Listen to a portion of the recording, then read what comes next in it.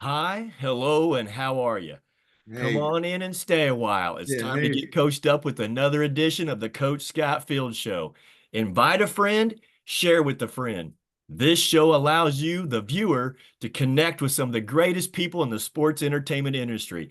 I'm your host, Coach Scott Fields. Today's guest, thrilled to have this gentleman on the show with us today. Carl and I was inducted into the Indiana Sports Hall of Fame together last August and really enjoyed hearing his testimony, him sharing his story, and I knew he'd be an outstanding guest for you, the viewer. Carl Nix, from Indiana State University. He was a teammate to Larry Bird in those 1980 finals out here in Salt Lake City. And then he was drafted number 23 by the Denver Nuggets and then also played with the Utah Jazz. Has some phenomenal stories for you. He was two-time first-team All Missouri Valley Conference. He was known as Mr. Intensity. Carl Nix, welcome to the show, my friend. thank you, Scott. Thank you. Thank you. I, My pleasure to be here. hey, I'm excited to have you. And like I'm saying, your story and journey and testimony that you shared at that Hall of Fame induction, it moved my wife and I. And we sat there. And matter of fact, at the same time, we're like, man, I wish my son was here to hear this story. So let's talk about that name, Mr. Intensity. Did that come from your upbringing in the Chicago area where I believe you were at Inglewood Prep? Yep, that's right. Yeah, it's kind of started there. I had my eighth grade coach was tough as nails, man. He was a tough guy. And then when I went to Inglewood Prep, Inglewood High School at that time, my high school coach, he was an ex-military guy, and he was tough. And so he only knew toughness. And one time, I don't know. I don't know when the light went off on me, but um, one time we was playing on the west side of Chicago. We was playing at Marshall High School, the same high school at Pat Bev, the NBA player. That's right. And that's a tough school to play. So one time I was playing, I had just moved up from the junior varsity. They call it frost off in the Chicago in Chicago. I moved up to varsity. He puts me in the game, and some guy runs into my knee. It was knee to knee, and I just thought the world was going to come to an end. So I hobbled back to the bench, and he pushed me back on the court and told me, "Get out there and gut it out. Get Wow. out there and gut it out." So and I think that was the starting point of that Mr. Intensity. So I just played with this pain, and the pain went away, and I grinded and I grinded and I grinded. And he kind of instilled that toughness, that grit in me. But overall, in Chicago area on the south side of Chicago where I played a lot of playground basketball, a lot of blacktop. It wasn't no AAU. And sometimes we would play against tough guys, we'll play against some gangster guys, that played that knew how to play.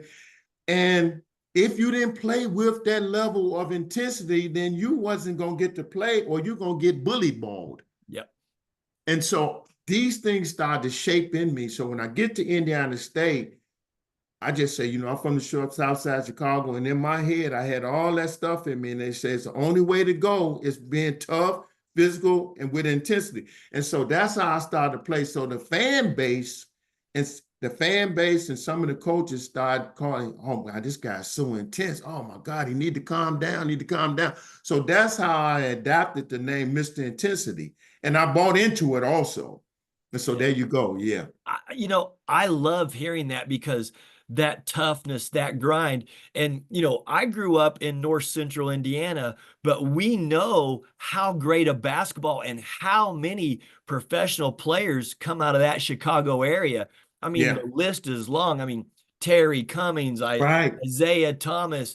I mean, the list goes back, Oh, but yeah, just the yeah, toughness and the athleticism and the competitive spirit of those yes. players from that area. And let's be honest, Carl, that South Side, that ain't no joke. Oh man, oh man, that's not a joke. You survived that, and I'm not bragging on you because I don't have to. It's for real, you know. It's tough. It's very, very tough in a whole lot of ways, Right, right. Well, I'm sure walking outside your doors or commuting to your schools, you probably saw, gang banging going on, people being killed on the streets. You probably saw drug deals right in front of Exactly. your eyes. Exactly. How do you callous from that and stay focused on what your goal was and know that basketball was going to be a tool for you to continue to, further your education and develop as a player and be a pro player? How did you Yeah. stay focused and kind of get away from that environment? Because I mean, let's be honest, you're lucky to survive an environment like that. Yeah, no doubt. Two things. The first one is that I don't know if anybody know, well, some people, my dad right there on the south side had one of the biggest Baptist churches on the south Wow. side. And so my dad was a Baptist minister. He was at the same church for over 50 years. Wow. Mama Rai Missionary Baptist Church. So I'm involved and ingrained in church as a kid. Sunday school, vocational Bible school, Sunday church, Sunday services all day, all this kind of stuff. And that was kind of like my saving grace in a way. I didn't know it, but that was like a little security nest for me because I was kind of protected. And I didn't know at the time, but I'm getting this spiritual thing in me, this Wow. this this shaping me. I didn't know, I was too young to really process it. Because when my dad used to get up to preach sometime and he'd tell a story and everybody started laughing, I sneak out the back door and go to the basketball court that was just right across the street from the church. Yeah. So that was one that's how I kind of stayed kind of grounded a little bit. What I realize now. Two was that I said to myself, once coaches start telling me, "Yo, son, you got some talent. You really, really can be something special. You could be good or whatever." When I realized that I can really play, I said to myself that I'm gonna take this ball and I'm gonna dribble out the hood. I'm getting out of here. I'm getting out of here. Because I seen my brothers and stuff, like two brothers, they played ball, but one went off into the deep end with drugs and stuff like that. And I seen all this stuff around me. And I was saying to myself, man, it's got to be something better. I don't want to be like this. Yeah. I'm Wow. not, I'm not downing nobody. I'm not knocking nobody, but this ain't what I want. So if I couldn't dribble my way out of there with a scholarship somewhere, I was gonna follow my other brother. He was a Navy guy. I was gonna go to the Navy. And so what happened, I was end up getting a scholarship. So I said to myself, and that's all my focus is on, athletics, playing. I played other sports, basketball, after going to camps, going grinding and grinding and grinding and grinding, and there you go. I love hearing the faith-based part of that. And Yeah, I could even hear it in your talk at the yeah, induction ceremony, how faith has kind of kept you on track and, being faith-based and having that spiritual, man. upbringing. And so to hear That's you right. share that with the viewers, I think that's a powerful thing because too many people nowadays in this microwave society, it's almost like they're ashamed to talk about it or promote it or say, hey, Exactly. I am faith-based and I am spiritually driven. And That's so, right. I appreciate you sharing that because Thank you. it's not a weakness. It's where you get that inner strength and Yeah, find some inner peace to your soul to help you focus on the basketball and the education and things where, absolutely, Scott. Yep. yeah, Yeah. man, Carl, that's beautiful to hear. So let's talk about your recruitment. You're a player there in in Chicago. What types of interest did you have, and then and how did the connection with Indiana State down in Little Terre Haute, Indiana, start? And talk about that process for the viewers and for other basketball players and family members who want to learn how that is, because now we got social media marketing, as you know, but back in our generation, we didn't have those tools to market ourselves. No, it was a struggle for me because I wasn't a great student or nothing. I was barely a C average student. Yeah. I kind of struggled academically and stuff like that. So one time I just decided, hey, I'm gonna sit down and write some letters to some schools. I knew I had the talent and everything. And one of my first letters, I sent to mailed it to Indiana University, not knowing much about Indiana other than they win a lot. And Yeah. I know Bobby Knight, in my head, was a great coach, not even considering, not even knowing much about Bobby Knight antics, Yeah. all Right. that Right. stuff. I sent it, and then I was in the process of writing other schools like that. Some older guys say, send letters to some schools with your stats and this, that, and the other, all that. I'm like, that was a good idea. So what happened? I had this game at Inglewood, my high school, against a rivalry school at the time, um, Hearst High School, and they had a big guy named Mike Robinson. And so here comes the game. We playing this game. I look in the stands, and now Scott, my school is like 99.8 black, Yeah. okay, Yeah. including the teachers, pretty Right. much. And so I'm looking over in the stands as I'm warming up, and I see these two white guys up there. And I'm like, oh my God, those look like coaches. I've never seen them before. So now the game start. Mike Robinson, big 7-footer, he's playing great. I think he might have had 30 plus some points, and I played great. I might have 30 some points. And we competing. I think we end up winning the game. So after the game, those I was right. Those coaches came to me and said, hey, somehow we got a letter from you addressed to Indiana University. I'm like, what? So that's what I was told. It got scrambled in the mail and it landed at Indiana State. Oh, wow. How about But that for divine intervention? exactly. But what I didn't know, they never came to see me. They only came to see Mike Robertson. And Mike Robinson had committed to Michigan that he told them. And they say, well, we'd like to recruit you and start the process. I say, what? And that's how that happened.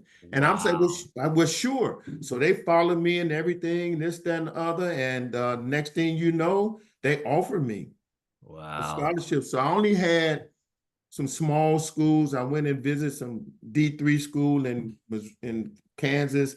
Iowa was in the picture, but Iowa was high on Ronnie Lester that I grew Well, up playing yeah, against. right. And Yeah. I said, why would I even consider that? Wyoming, out in Wyoming. And my mentor at the time, his name was a legendary Flynn Robertson, played in the NBA. He was kind of mentoring me, wanted me to go there. So those were my only offers. So I decided to take that visit to Indiana State. Wow. And of course, they introduced me to the team and players and all this stuff, and then introduced me to this Larry Bird that they sold me on so much. This guy, I'm like, come on, man, Coach, stop trying to sell me on some 6'9", 6'10", some white blonde from French Lick, Indiana. By the way, where's French Lick at? Never even heard of French. Never even heard of Terre Haute. So I'm saying to myself, God, these guys just really want me. They lying and there's all this stuff about this Larry Bird guy. So I took the visit and everything, and I didn't really have much going on. So talked to my mom and dad and my mom, and decided to go ahead on and take a chance and go to Indiana State, because my older brother said, hey, it's a small school, but you could be a big fish in a small pond rather than be a small fish in a big pond. That's right. And it's only 3 hours drive from Terre Haute to Chicago, or 2.5, 3 hours, so I can get home. So I took a chance, basically. I just Yeah. said, because they was at all my games. They were sending me gear. They were sending me Adidas gym shoes. And I thought that, hey, this is big time for me. Yeah. So I took a chance, Scott, and I went there, and that's how I was. And so now I'm on campus, and we go through this conditioning program and all this kind of stuff. And after our conditioning and everything, we'll play some pickup games. This is before the season, official season, Right. Right. like preseason. He teams me up with Larry and all this kind of stuff. And so this is my first time. I'm like, oh, cool. I'm with Larry. So we starting to play and everything. And I'm just like, oh my God, what am I seeing? Yeah. I'm like, whoa.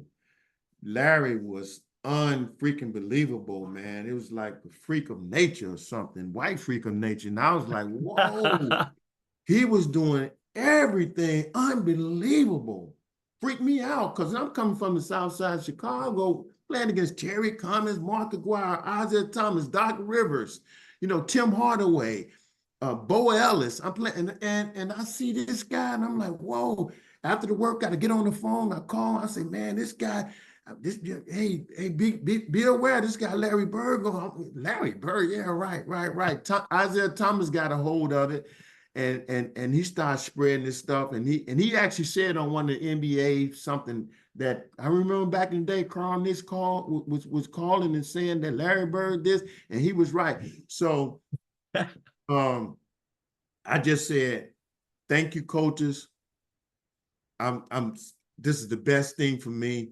Um, I was all set with the scholarship and everything, and that's how that happened. I That's love how that happened. that. Well, I want to backtrack, Carl, because let's talk about you and the environment that you grew up in, which, your school was 99.8% African American. You go down to Terre Haute, and now you're a definite minority, where kind of like a fly in milk, where you're one of the only African Americans walking around. How did that feel, and how did you adjust to that? And was it just the bond of basketball and um, your spiritual growth that kind of helped you kind of adapt in that situation? Because it had to be such a culture shock to go from inner city Chicago on the south side to kind of agricultural, Terre Haute, Indiana. Yeah, I wasn't afraid to be there because being on the south side, you can survive that. You can survive anywhere. Yeah. But it was a culture shock, man. I have never been around that many whites in my life at one time. Right. And it was just a big culture shock. And I was like, oh my God, what am I supposed to do? How am I supposed to meet friends? What am I, because I wasn't nearly as outgoing as I am now. Yeah. And I was like, man, so a little bit of loneliness kicked in for a minute, a little bit of sadness, a little bit of depression kicks in. And I'm just like, oh man. So my saving grace was that, okay, now I'm starting to connect with my teammates. And we had a few brothers on the team. And then the white guys were so cool. And I connected with them and hung out and stayed with them for a while. We did things after practice and hung out a little bit, stuff like that. And of course, we stayed on campus. So after I started getting a little notoriety, people started saying, "Oh, where you from?" This, that, and the other. Guys from Gary, Indiana, Evansville. So now I'm starting to get me a little group going here of friends that I can hang out with and stuff like that. And of course, there was some nice young ladies on campus also. There you And so go. now I'm off and running. you know. There you go. Well, Yeah. and I remember you sharing that story at the induction, and you talked about, after practice, and you were trying to, be a part of the campus community, and then you made some decisions that kind of hurt you academically because you were partying a little bit, and then ended up going to Gulf Coast Community College, and then Yep. transferring back to Indiana State University. Talk about that transition where academically you become ineligible, go to a junior college, do a great job at junior college, and then get re-recruited and go back to Indiana State. Yeah, Talk about that for a it's second. kind of an I think there's some odd. good skills there. Yeah, it's an odd story, but I think any young ball player or any young person in general would get something out of it because what happened, I had all this freedom on campus, and once practice was all done, like I said, I was never really a good student, and I didn't brought those bad habits right on campus. So after practice, I'm hanging out and going to frat parties. I'm the first one to show up at frat parties, last one to leave. So I'm hanging out and we doing things in the dorm. I'm not, and so if I got a test on Monday, I'm gonna start studying it on Sunday, late Sunday night, Yeah, yeah, cramming through it, like not even understanding it. So what happened, a period of this stuff started happening. So now the season's over, what they call all of us in, and they call me in, and I'm going into it look like a daggone boardroom, all these people in there. I'm like, oh God, what is this? yeah. And they just said, hey, you in jeopardy of losing your scholarship. I said, well, for what? Why? And they say, well, you did a great job no, that I said it to myself. They said, well, you got a 1.6 grade point average. You're flunking out of here. And so, I always make a joke that I did a great job of average with the 1.6 GPA. So they say, well, we got a grad assistant named David Langston here with us working, and he's from Gulf Coast. He's from that area. He wants to go back home, and we want you to go with him. He's going to be your mentor down there at Gulf Coast Community College. You're going to get down there, and you can work on your academics and work on your game. And I was like, what? No, I ain't. Nope. I'm like, I'm mad. I didn't agree with that right away. I didn't. Yeah. Didn't Yeah. smoke. And I'll tell you what, because I coached in the Florida Panhandle Junior Yeah, College Conference. yeah. That's some great basketball down Woo! there. Now, you Yes, don't know what you don't know, but when you get down there and right. you're looking around, well, you're surrounded by Division I athletes who just academically, made some poor choices or That's just right. didn't have the skills or the study habits to have the proper GPA to stay eligible. But I'm sure even just playing in that conference helped elevate your game because you still had to Oh, compete and nothing came oh, easy for you. oh, Scott, man, unbelievable. So I decided to go, and I went down there by myself. I Yeah, didn't have nobody with me. I went down there, and I had a chip on my shoulder. I was a little upset. I was a little angry, and I went down there, followed directions and everything. It was beautiful down there, the campus, and all right by the beach. that's right. And something clicked in my head where I'm like, you know what? Just focus and grind it. Focus on your academics and work on your game. Because my goal was to get to that league. My goal was to get to the NBA. I wanted to get to the NBA since I was an eighth grader. Yeah, I just wow. said, yeah, that was my goal to get to the NBA because I grew up watching all the Bulls games and all this stuff. So now I'm on campus and now the season starts. So I'm working hard. I'm working hard. I'm working hard. So they had tutors and everything. So I devoted all my time after practice to the tutors. I showed up early with the tutors and I stayed late with the tutors and I free time, I worked out, conditioned, and worked on my game, worked on my game. I became first team all JUCO down there, and I Ooh. went from a 1.6 to the 3.6 grade point average. Wow. Wow. And Carl, think about what I just heard. I'm going to Yeah. repeat this. So again, ladies and gentlemen, we're talking to Carl Nix.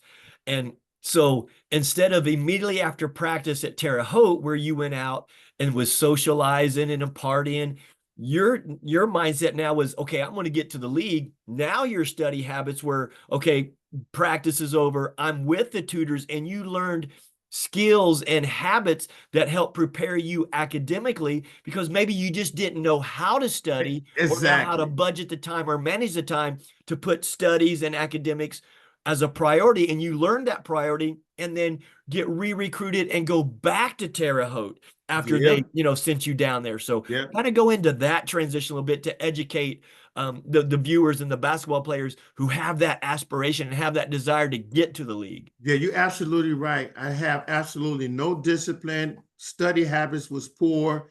I ain't gonna say I was lazy, but just thought I could skim by, Yep. Yep. and take shortcuts and stuff like that. But I went down there and I had these blinders on. I was focused like this. I had this tunnel vision. And I said, you know what, this is serious. This is where the rubber meets the road or whatever. This is it.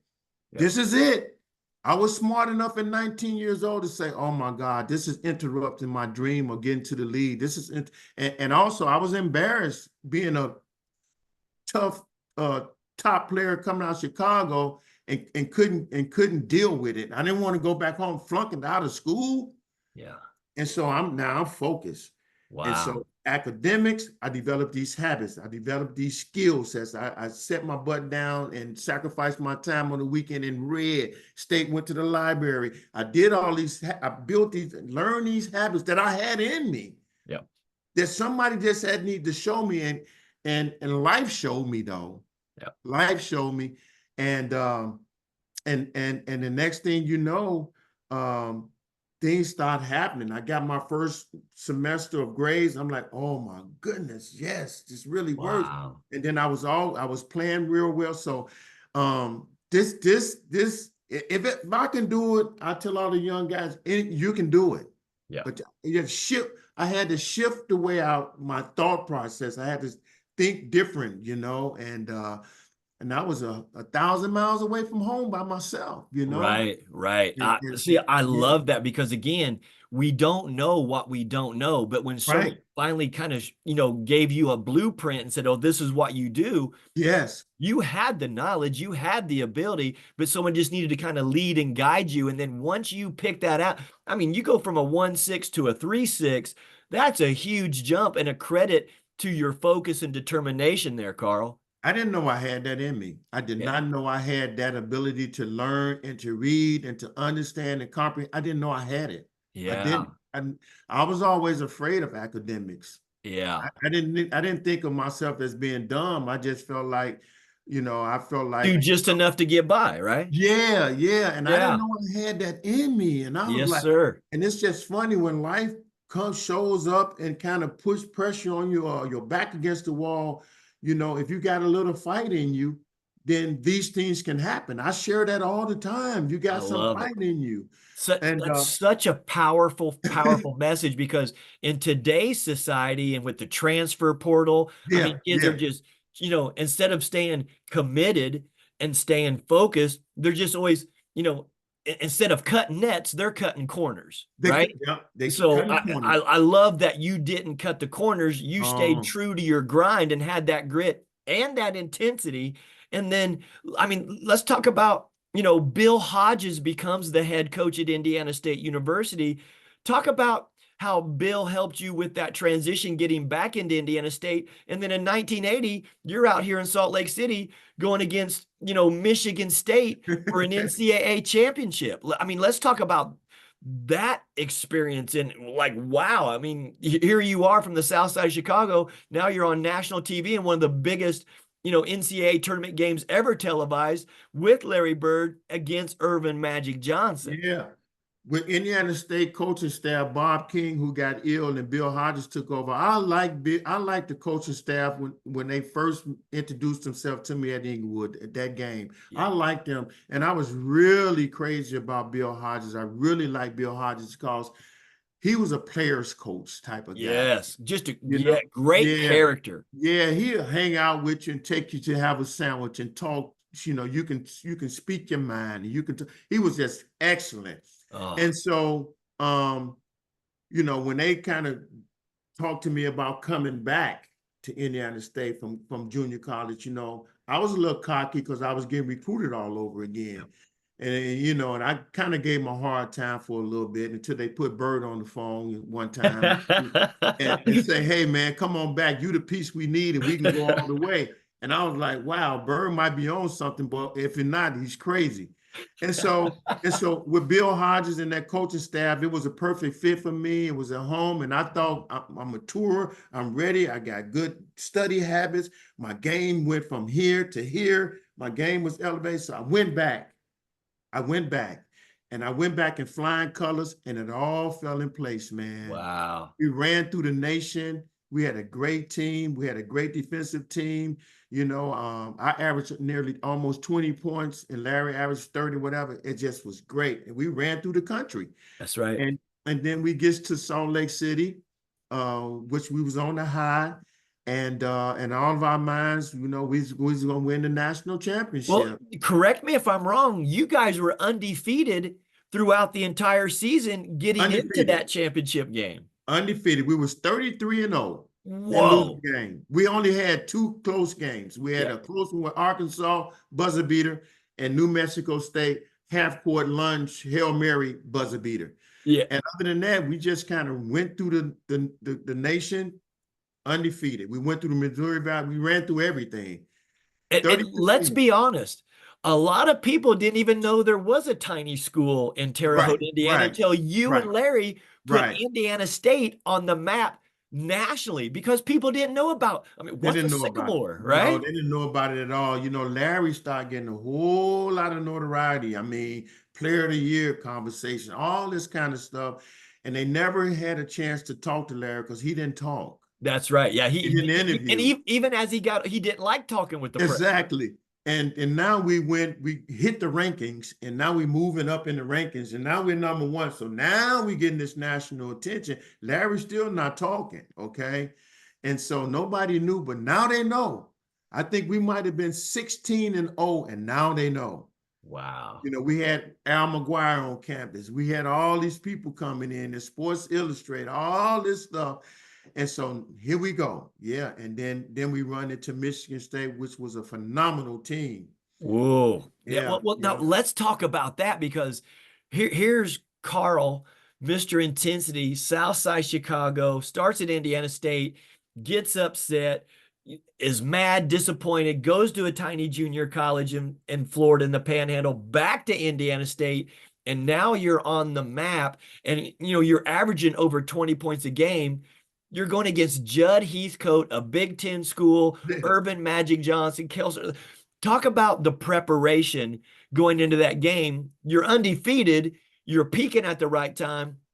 But did you feel the pressure of being in a national championship game? What was the mood in the locker room? What was the buzz? What was in your mind, in your mindset going into that national championship game? I got to give it to us. We never read articles. We never listened to people on sports channels. We never got, and some of that was orchestrated by Larry. Ah, Kind of followed him. He didn't pay any attention to the notoriety he was getting, none of that stuff. And we kind of fell into that. yeah. And we made a pact to ourselves, hey guys, with the coaches, take one game at a time, win one game at a time. And that's what led us into that. We didn't have any pressure. We didn't have any fear. We were confident that we could beat anybody because we wasn't a good defensive team. We was a great defensive team. That's true. That's right. That's we right. were great. You talking about denial basketball and help side the basketball and taking charges. We were a great defensive team. And everybody prided themselves in playing defense. And team defense, rotations, and helping each other, trapping and flying lane. Yes. Yeah, just like the game, Scott, is kind of gone a little bit now. Yeah. You know, especially with the rules in the NBA today, where it's offensive minded to put up big numbers. You can't bump the cutters, and you can't no. Yeah, we know that, but collectively, you guys defended because you didn't have a group of 5-star All-Americans. You guys just bought in and believed in each other. Yeah. We was a great defensive team. We had a 6'7" high jumper and Alex Gilbert blocking shots, rebounding his butt out. So we knew with defense, and nobody could stop Larry. And once Larry got going, it just opened up everything for me, and another one of our guards. And so, but then we run into Michigan State, who had pro-sized team with Magic Johnson at 6'9", and they were good out of Big Ten conference. They were good, and I have to say this, Scott, that one thing that was disappointing to me, once we got to the locker room, the game prepping to go play this big time game, coach kind of tweaked some things, changed some things up. Because throughout the whole year, I guarded the tough guard. Yep. No matter what size he was, I guarded Sidney Moncrief. Ooh, that's a handful. He was at Arkansas. Yeah. I guarded those guys. I guarded Gary Garland. Ooh. And I'm thinking I'm guarding Magic Johnson because if nothing else, I'm gonna make him work. That's right. Get up in him for 94 feet. Exactly. Put pressure on him. Turn him in the backcourt. Exactly. It's not gonna be easy. And he kind of tweaked that and put our big forward on him named Brad Miley. I was a little upset with that. In my mind, I think that hurt us. That cursed us. That's me. Yeah. Well, that's that competitive spirit. You wanted to take on the challenge of being like, okay, I've heard about you, and they're saying, you're a candidate for National Player of the Year, just like my teammate. I'm going to get up in you, and you got to prove it to me. That's all I wanted. That's all I wanted, and I think that changing up, it kind of affected us. I think it hurt us. And even today, that's one thing that I always would say, that I didn't agree with that. And then I always tell young guys, I say, you know what? We didn't really lose the game. We just ran out of time, There I like that. But when I think back and recall watching that game, I remember watching that game on TV with my father, and we had a little bet, and we were just kind of joking. I'm like, hey, I'm going with Indiana State. They're undefeated. But you not guarding him, with my analytical mind now, you know what? That kind of let Magic get into transition where he can, read the floor and make those passes. It allowed him to get paint touches to make, easier plays, for that Michigan State team. And had you picked him up like you wanted, I think that would have disrupted that rhythm, and he would not have got as such easy looks for his teammates because he got into the paint so easy, looking back at it. Yeah, that's my point, because he was able to play his game that That's got right. him there. More comfortably. Yeah, more comfortably. Me turning him and riding him. And maybe at one time, maybe I pick him and get a steal. That's right. Because he wasn't a great shooter at that time, but he was so big, he used his, he would use his size to create space and finish inside. But yeah, you could have taken his legs to where he didn't have that stamina, towards the end of the game, where maybe it could have got you guys over the hump. That's a great point, Carl. I love that. Because to have someone that can interrupt the floor of the offense is a plus too. Amen. Nobody know that interruption. That's right. Yep. Make them uncomfortable. Make them shoot from places where they're not comfortable shooting from. That changes all the percentages. Yeah. So that was my thinking. So, but anyway, great stuff. Ladies and gentlemen, again, we're talking with my buddy Carl Hicks out of Indiana State University, currently a scout with the Indiana Pacers. Before we get into talking about the Pacers and your role there, what was it like after you were drafted number 23 by the Denver Nuggets, where you played with Larry Bird and now you're playing against him in the league? Tell me that, Don, because I'm sure Larry, that's when he's starting to talk some crap now. So talk about playing against Larry. That was really weird, man. And I got a story. And Larry, he loves it. He brings it up a lot too. We in the Boston Garden, and I'm actually guarding my childhood idol in Tiny Archibald. Oh yeah, Nate. Yeah, because Nate was left-handed, and so were I. Yeah. And I'm guarding him in the Boston Garden, and I strips him. I get the ball, I get the steal. And I'm like, I get him, and I'm down, and I'm getting ready to go up, and I'm gonna bang this, I'm gonna dunk this thing. And next thing you know, I'm elevating, and I get wiped out the air. Oh. It's like a fragrant foul, but then it was just a hard foul back then. That's right, yeah. And I'm on my back. Larry looks over me, he said, "Not in my house." And I was like, man. And so, yeah, because he was supposed to be slow and couldn't jump, not athletic. Right. And then nothing else, Larry. Just let me have that. Yeah, come on, man. You pick those cookies and you're getting a fast break. Yeah. You got the dunk one. Yeah. He's like, let your boy have that. I'm your boy. Let me have that. And I need to look good anyway, so I can get more minutes. You're the man, Larry. Let me have that. Oh, that's a great story. So after the game, we walk in, to the tunnel, and Frank Layden, that was the head coach of Utah Jazz at the time, love Frank and Barbara, his wife. Oh, he puts his arms around me. He go, "I want to ask you a question. Are you and Larry still friends?" And I go, "Yeah, but he's a butt a-hole." I was like, it's fun. Coach Layden is a close personal friend of mine. I can hear him come up to you with that New York accent, asking you that question. Are y'all still friends? Yeah. Well, Frank was one of the funniest guys I've ever been around. Love him.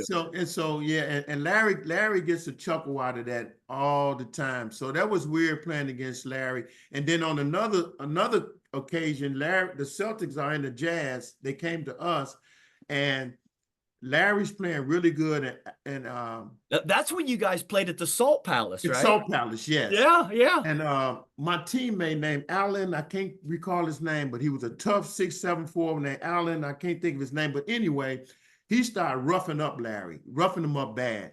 And what people don't know, Larry fought a lot in college. A lot of fights. We had a lot of fights. And so what happened was You're that, waking up a sleeping giant there. yeah, they get into a scuffle when they start grabbing each other and getting ready to throw punches and fell all on the scores table and all this kind of stuff. And the bench is cleared except for me. Yeah.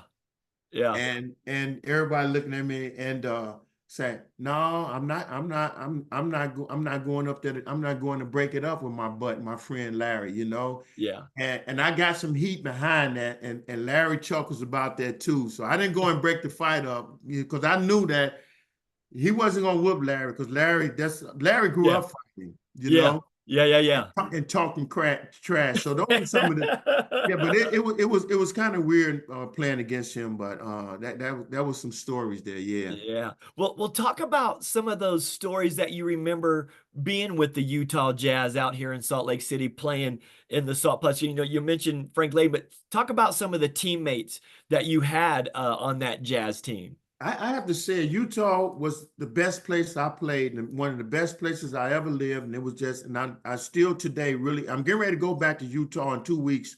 It's one of the places I adore. It was wonderful for me. The people was absolutely phenomenal. I had a Mormon family that adopted me, took me Wow. in. And the time I was in Utah playing with the Jazz was the greatest experience of my entire Oh, basketball life. I I love that. absolutely love Utah and the people there. It was just phenomenal for me. And you know, I had some good teammates. We didn't win a lot. We didn't make the playoffs, but I played with Darrell Griffith. I played with Ricky Green. That's my still Ricky my Green. favorite. Woo. Yeah. We talk once, twice a week right now. He's in Chicago. And I talked to Adrian Danley. He was a good teammate to me. AD. Yeah. Yep. And it was just um from Denver, where I got drafted, and I finished in Cleveland. Utah's #1. It was the Oh. greatest experience of all time. I love Utah, and so you know, from the top to the bottom, I had a great experience in Utah. Well, Carl, my wife and I, and my son is home right now from playing professionally overseas. We're here in Utah. When you come out here in a couple of weeks, you're coming to my house. We're going to get you a home cooked meal, brother. Okay, yeah, I'm And gonna we'll be go out and do a covering it. little fishing or something. Yeah, yeah, man. So yeah, yeah, and it was just wonderful, man. It was just really good. I love hearing that. Yeah, because playing in those old Salt Palace days, and you know, Coach Layden is leading that team, and you know, think about the players you know that you just mentioned. I mean, there's some quality talent right there. That yeah, you may not have had a lot of success team wise like you were used to at the college level, but you know, as far as climate and you know a team moving here from New Orleans to you know Salt Lake City, building up that fan base. I'm glad to hear that you had you know those wonderful Oh experiences yeah, because there's yeah. some We beautiful people out here. set the tone for Karl Malone and John Stockton. We did that. That's right. We That's right. built that. We built that momentum. You That's know, right. we You we were didn't. pioneering it. You were Yeah, we didn't. pioneering it. We might not have got to the playoffs every year and stuff like that. Well, we didn't get to the playoffs, but we played hard Yeah. and we was Yeah. exciting. So we kind of built that thing. So yeah. That's great stuff. Well, Carl, I want you to, you know, talk and share your experience and expertise now being a scout, you know, with the Indiana Pacers. Educate the players who are viewing and the parents of players who are viewing. What does Carl look for as far as of course we know they got to have a high level skill set, but talk about the other attributes and intangibles that you're looking for in athletes to come in and be a part of that Pacer organization right now. You know, one thing I can tell right out the gate, because I always had it when I was young and I got it now, and that's passion. Yeah. I can tell. You can't fool me. And Yeah. so what I'm looking for is passion for the game and respect of the game. Ooh. Those are the things, and I don't have to talk to you, I don't have to know you, but I can see it Mm-hmm. and I can feel it because I've been there and done that. I actually, if a former player, sometimes I can feel things. Yep. And passion and respect of the game is what I look for initially. And that means in practice, That means in the game. That means in the warm-up. Because I'm there early watching how you warm up too. Yep. Yep. And so those are the things. So now besides that, what the things I'm looking for is the ability to shoot the ball, and I'm not talking about these 3-pointers, which is hurting a lot of guys. I'm talking about the nice mid-range shot that you can That's right. Yep. get back to the mid-range game, the mid-range shot. Because I wasn't a great shooter, but I was a mid-range killer, And then I also look at can you guard your position? Can you guard the guy that's in front of you? Can you keep him in front of you? Yeah. Those are things. And athleticism. How good of an athlete are you? I look for those things. And just a basketball IQ, basketball brains. How smart are you? Yes. I look for those things. I love to hear you say that, because let's be honest, Carl. Yeah. Those are things that analytics cannot measure. Thank you. Analytics cannot measure your heart. It cannot measure your passion. It cannot measure your work ethic. And those are things that I kind of hear that you're looking for. Yeah, they have to be skilled. They have to have tools. But that competitive desire to compete and get better, and you find that in their passion just by looking them in their eye and seeing their work ethic and how they're treating people around them. And are they a good teammate? Are they going to make their teammates better? So to hear you share that, I mean, think of the nuggets that you just dropped on our viewers to help educate these players, because a lot of players have this sense of entitlement and don't want to work for it, and they're just chasing the next endorsement instead of chasing and falling in love with the process of being better and being exactly. Yeah. I get into arguments and debates all the time with our analytics people because they're mad because they can't measure toughness and stuff like that I have done that. Yeah. And I'm not against any of their stuff. Yeah. Some of their stuff I do like. Yeah. But these are the things, what I just named are the things that really defines a player, because you can have all the talent in the world, but if you don't possess these things, the talent goes out the window. That's right. That's right. And my other thing I want to give advice to is stop putting this brand stuff in front of your craft. Oh, stop that. Yeah.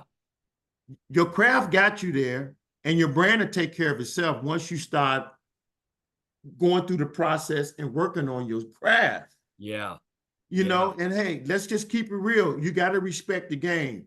You can't say, well, I want what the game gives me, the good looking girls, the money, the fame. Stop that. Focus on your craft and everything will fall in place.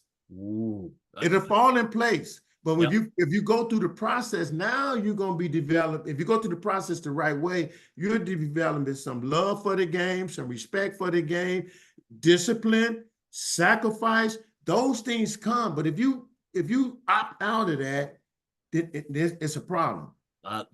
Carl, that's wonderful. We've got like 4 minutes here. Okay. I'm gonna give you 2 words, and when I give you these 2 words, tell the viewers how important those things are. Talk to the players out there about the importance of patience. Oh wow. We all have to pray for patience, because that's a tough one right there. Yeah. But it's a microwave society right now. We want everything right now, and we want it right now. And you gotta, when you talk about patience, you have to put the work in and sit back and trust it. There you go.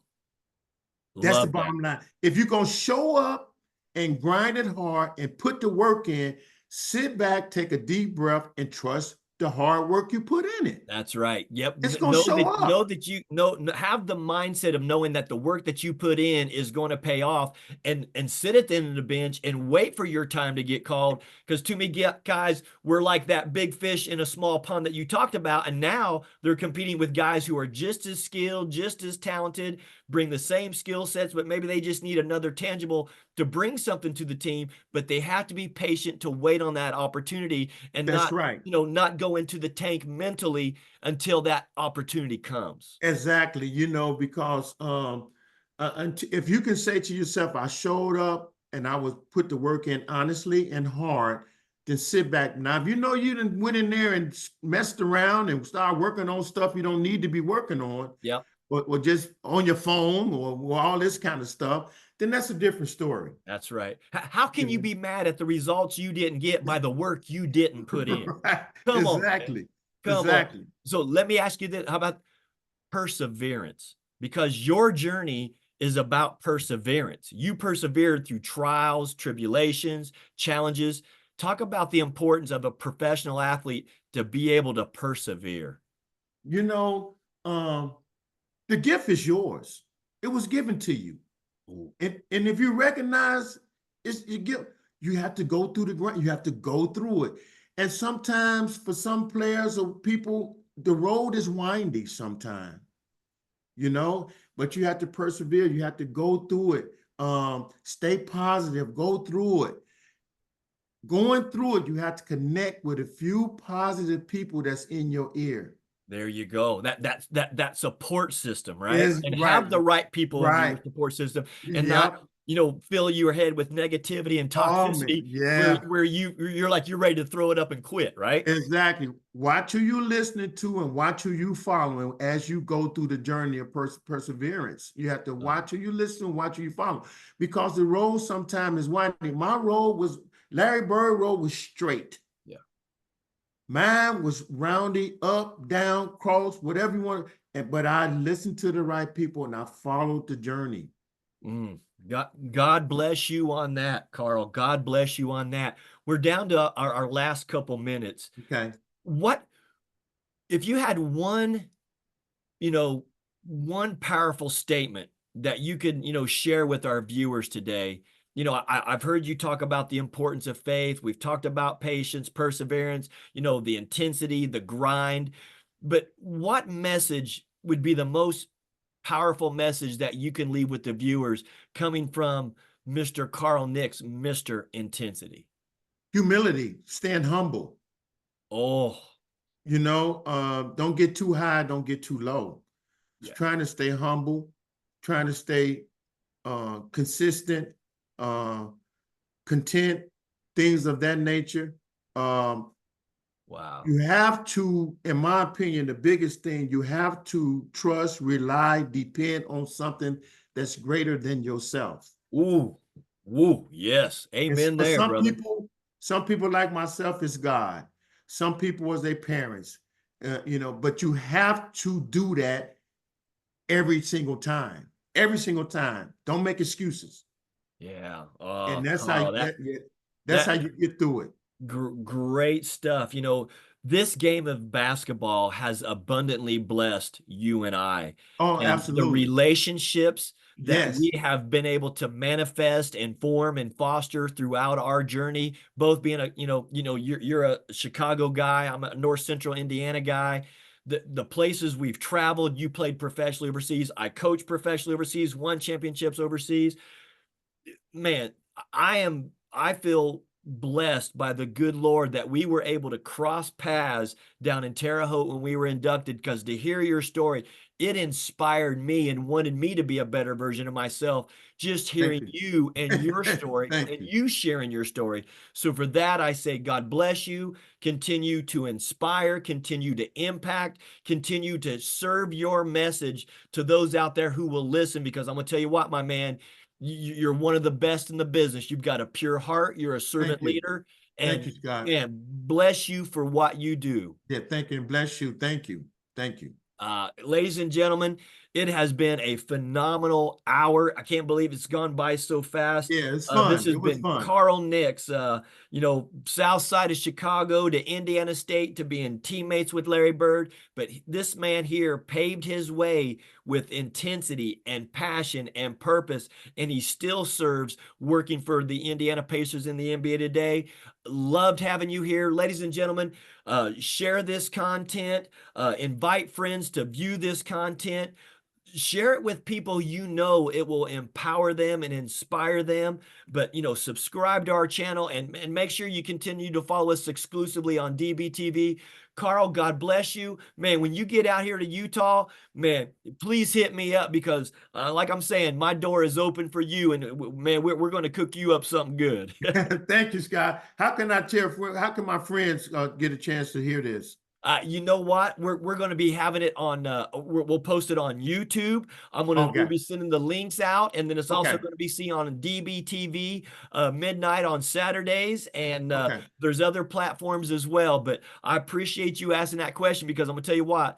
Great organic conversation and connection shared here to empower these viewers. And That's again, my right. friend, God bless you, That's and right. thank you for Yeah. sharing Thank your you, and time with God us bless today on the you. Coach Yeah. Scott Field Okay. Show. Okay. Thank you.